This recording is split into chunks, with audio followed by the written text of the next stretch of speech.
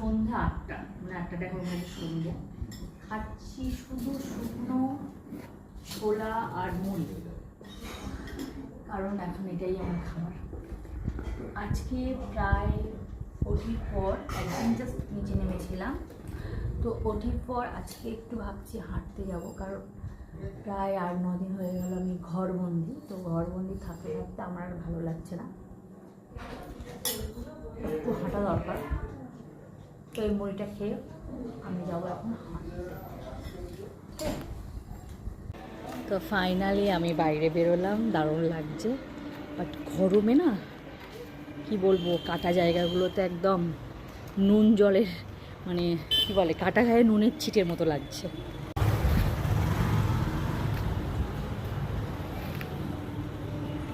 আয়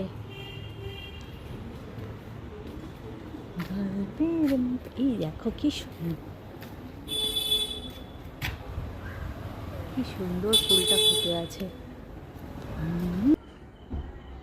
দেখ কি সুন্দর বিউটি, বিউটি দেখ কত কাঁঠাল হয়ে আছে গাছে।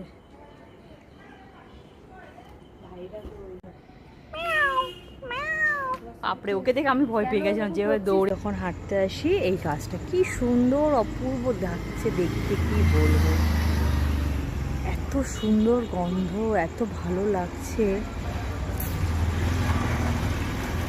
গল্পের মতো।